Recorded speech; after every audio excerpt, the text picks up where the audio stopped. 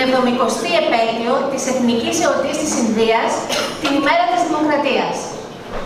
Ladies and gentlemen, good evening.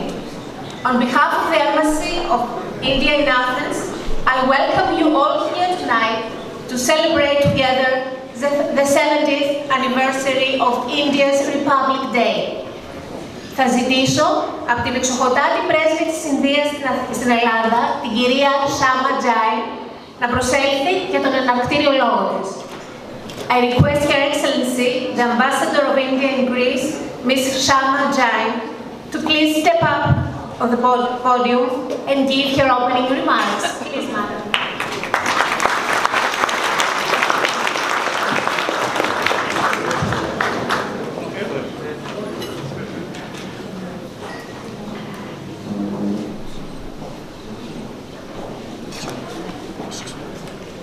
Honorable Secretary General, His Excellency Mr. Elias Santagis, representing the Honorable Deputy Prime Minister and Minister of Economy and Development, His Excellency Mr. Ioannis Dragasakis. His Excellency Mr. Nikolaos Sirmalenios, Member of Parliament and Vice President of the Indo-Greek Parliamentary Friendship Group, representing the Honorable President of the Hellenic Parliament, His Excellency Mr. Nikolaos Moutsis. Reverend Father Anastasios Labianos, representing His Beatitude, the Archbishop of Greece, Leromimos II. We are so pleased to have the Honorable Alternate Minister of Foreign Affairs, His Excellency Mr. Georgios Katougalos. His Excellency Mr. Simos Gedikoglou, Member of Parliament, representing His Excellency Mr. Kyriakos Mitsotakis, the Honorable Leader of Opposition and President of New Democracy. Her Excellency, His Excellency Mr. Panos Kamiros, we hope to have him here this evening. Distinguished Members of Parliament, Major General Halakat Evakis, representing the Chief of Hellenic Army General Staff, Chief of the Hellenic Navy General Staff, Vice Admiral Nikolaos Sounis, Commander-in-Chief of Hellenic Fleet, Vice Admiral Ioannis Pavlopoulos, Secretary Generals of Ministries, Excellencies, distinguished guests, ladies and gentlemen, Kalispera Sas. I welcome you all to the celebration of the 70th Republic Day of India this evening. India's independence on August 15, 1947, after nearly 2 centuries of colonization by the British, was followed by the framing and adoption of a new constitution on January 26, 1950. It led to the birth of the Republic of India. The constitution not only provided a legal framework for a new nation, but also a scripture for social transformation. India, whose economy accounted for almost 37% of the world GDP in the 17th century and 23% in the 18th, was reduced to a poster child for third world poverty after 200 years of colonization. Compared to 1947, the year of our independence, while 90% of the population lived below poverty level, literacy level was below 17%, and depended heavily on imports from abroad for all basic goods and even food. India has today emerged as the world's fastest growing large economy. In a recent forecast by the Standard Chartered PLC, India will be the second largest economy by 2030, surpassing the US.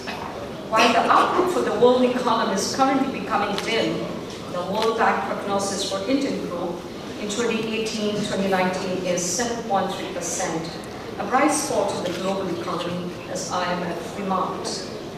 India and Greece, the two ancient civilizations which have contributed so much to human civilization, have bilateral political and economic relationship going back to 2,500 years. In India, there's evidence of Greek travelers, traders, scholars, warriors, interacting with our ancestors. How Alexander the Great went to India as an invader in 326 BC but left as a friend is narrated in every school history book in her country. As an ambassador, I find it highly inspiring the exemplary contribution of the first Greek ambassador to India, Megasthenes, sent to Indian Emperor Chandragupta's court in 4th century BC. Besides being a diplomat, Megasthenes was a scholar, historian, and ethnographer. His travelogue, Indica, remains one of the best-known accounts of ancient India. From a fusion of Greek and Indian cultural influences originated the Greco-Buddhist art and the Gandhara school of art and sculpture. Even the commercial capital of India, Mumbai, is indebted to the Greek geographer Ptolemy for mapping its 7 islands, which he called Heptagnesia, the Greek term for 7 islands. Friends, more recently, the 18th and 19th century India, there was a flourishing community of Greek businessmen, traders of spices, jute, and other commodities. The Greek Orthodox Church in Kolkata still stands tall with its imposing Doric columns. Surpassing all these mutual bonds of interaction are the common values that Greece and India share, such as democracy, the rule of law, multiculturalism, tolerance, and social harmony.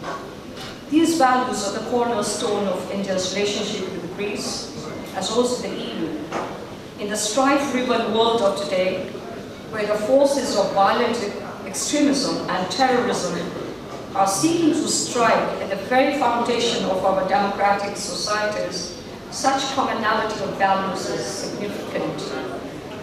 While Greece is the cradle of democracy, India is home to the world's largest democracy. Indians and Greeks share an affinity for argument. Indians, like Greeks, argue, discuss, and agree to disagree. The Indian political system is diverse and vibrant as that of Greece, as we've witnessed today and for the last 2 days. This year is an election year for both the countries, except that 9.9 million people constitute the Greek electorate, and in India, 852 million people, 852 million voters will exercise their right to vote in May this year at 927,000, nearly 1 million polling stations across the country. If with only a few major political parties existing in Greece, there's intense political discourse, can you imagine the complexity of the Indian political system with its 7 national and 24 regional parties? And that's one of the reasons Indians feel so much at home in Greece. Is it any surprise that readers of the Indian travel magazine, Travel Plus Leisure, voted Greece as the best heritage destination last year? The Indian tourist arrivals in Greece more than doubled to 38,000 from January to September last year. But there still exists a huge untapped potential, and we're jointly working on that. India's economic buoyancy offers new opportunities, not only for Greek companies to enter India's huge consumer market for their products, but also for closer business partnerships in priority sectors, such as infrastructure, ports, shipping, high technology manufacturing, defense, pharmaceuticals, agriculture, renewable energy, and tourism, etc.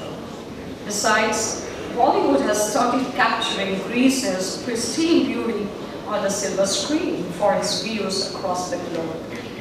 This dynamic, boosted by Greece's recent incentives, can potentially lend a huge boost to our economic partnership. The opportunities for lucrative collaboration between India, the largest movie producer worldwide, and Greece should indeed be harnessed. The Greek company Chipita's joint venture with a major Indian confectionery company, Britannia Industries Limited, and GEK Terminals joining hands with a leading Indian infrastructure enterprise, GMR, and the subsidiary GMR Airports to build the Kaskeli Airport in Crete, hopefully would pave the way for a wider partnership between India and Greek companies.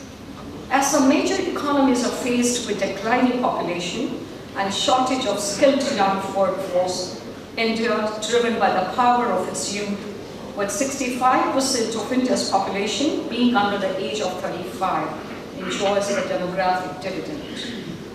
Its young population is imbued with entrepreneurship and technological aptitude to connect, collaborate, and compete with the world. India, the second most populous country in the world, is poised to become the world's youngest country by 2020, with 65% of our population being in the working age group. The academic and scientific exchanges between India and Greece, including those being fostered by the Foundation for Research and Technology Hellas, are mutually beneficial for bringing young minds from the two countries closer.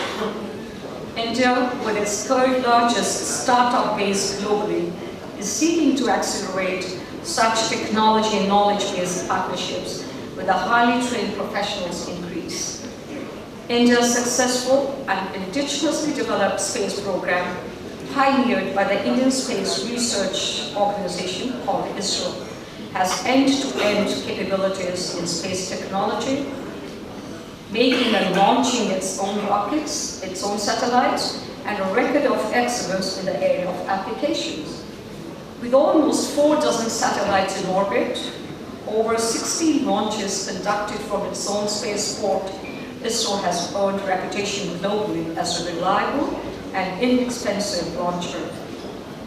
With its successful mission to the Moon in 2008 and to the Mars in 2014, ISRO went on to set a world record by launching a flock of 104 satellites in a single flight using its Polar Satellite Launch Vehicle in 2017.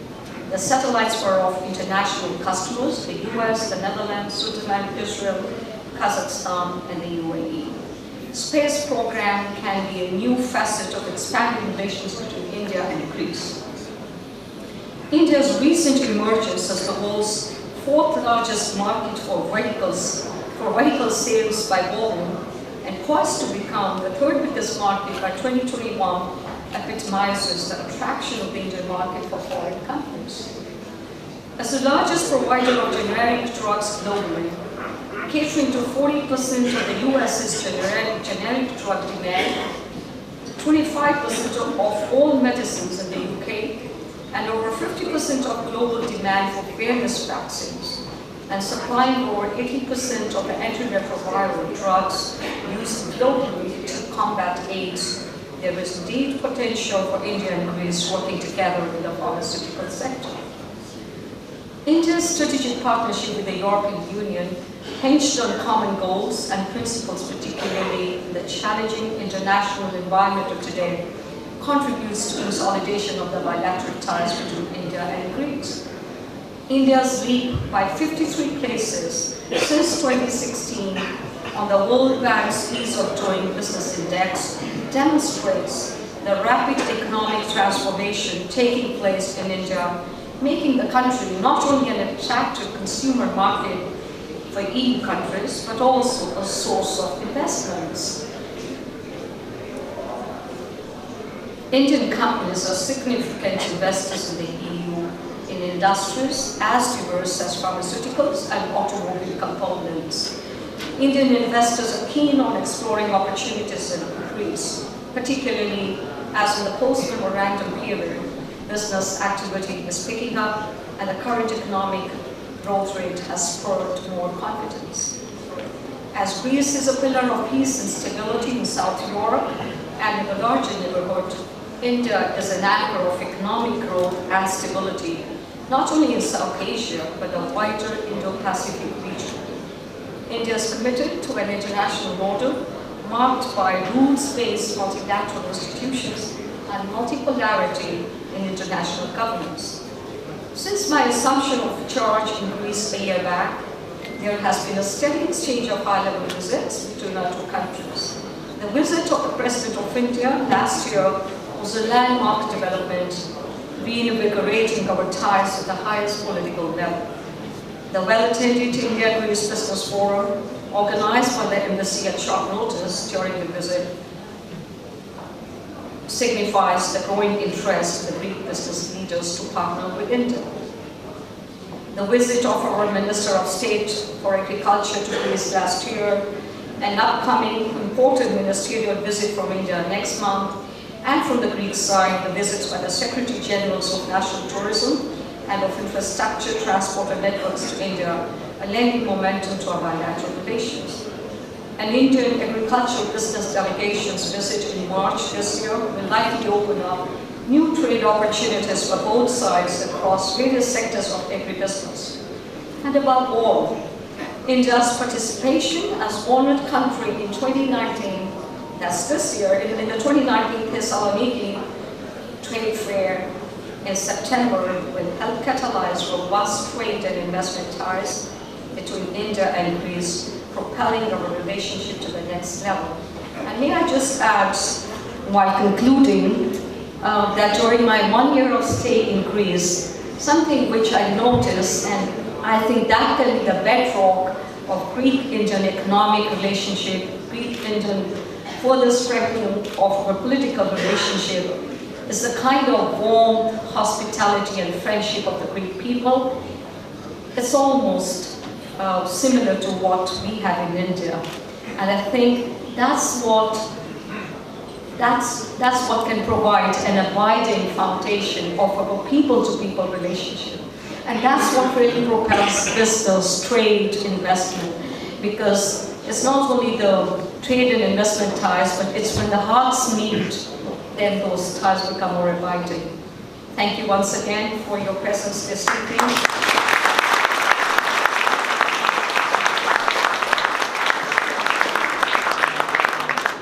Ευχαριστώ πολύ. Καλή διασκεδάση.